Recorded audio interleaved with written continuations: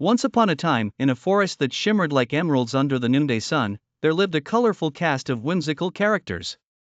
Among them were our stars, Freddy the fox and Clara the crow. Freddy, with his sly grin and reddish-orange fur, always had a mischievous sparkle in his eye. Clara, with her glossy black feathers that gleamed like polished onyx, was known for her kind heart and melodious voice. Freddy had earned quite a reputation as the cleverest trickster in the woodland. Tales of his humorous antics echoed through the trees, from the tiniest shrew to the grandest stag. Despite his reputation, Freddy held a secret admiration for Clara's voice. Her tunes were magical, able to stop a deer mid-leap or make a stream pause its babbling.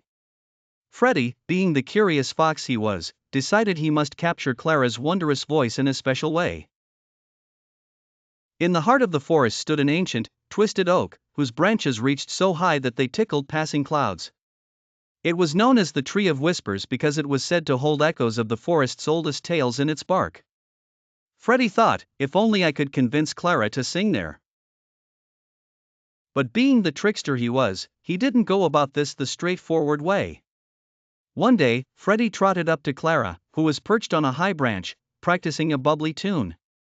"Clara," Freddy began with a glimmer in his eye, "did you hear that the Tree of Whispers has lost its song?" Clara, intrigued, ruffled her feathers. "Really, Freddy? Lost its song?" she questioned, not entirely buying the fox's tale but curious nonetheless. "Absolutely," Freddy nodded, "and everything in the forest is counting on you to restore its melody. Can you imagine the joy your song would bring?" Flattered and curious, Clara fluttered her wings, thinking about how lovely it would be for her song to live on in the most legendary tree of them all. She finally said, "All right, Freddy, let's do it." For the forest. They journeyed together, Freddy prancing beside the air-gliding Clara. As they neared the ancient oak, the forest grew silent, as if it too awaited the melodious magic to come.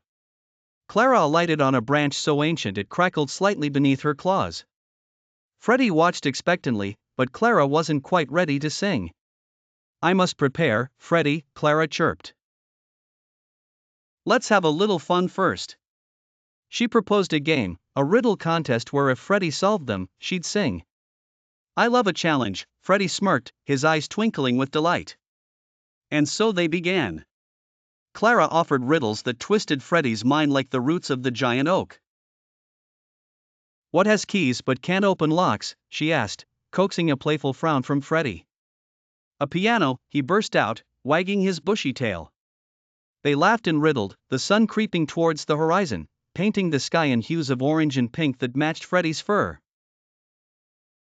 Freddy solved enough riddles with a mix of clever guesses and some not-so-clever attempts that left Clara cawing with laughter. "I owe you a tune," Clara finally declared, her eyes twinkling under the twilight. In the hush of the gathering dusk, Clara let her song float into the cool evening air. It wasn't just a song, it was the serenade of the entire forest, a melody holding the pulse of the rivers and the rustle of leaves. The Tree of Whispers absorbed the song with a satisfied shiver, and the forest seemed to hold its breath just to keep the song lingering longer.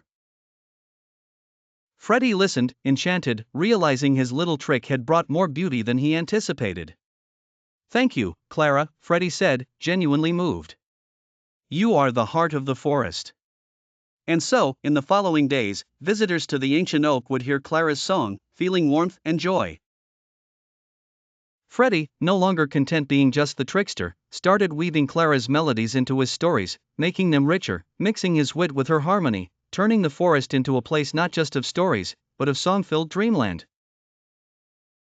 From that day on, Clara and Freddy taught the forest that music and stories together make the heart blossom, that sometimes, a voice and a story lead to the best adventures of them all. And as the moon climbed high into the sky, they knew they had created a legend as old as time.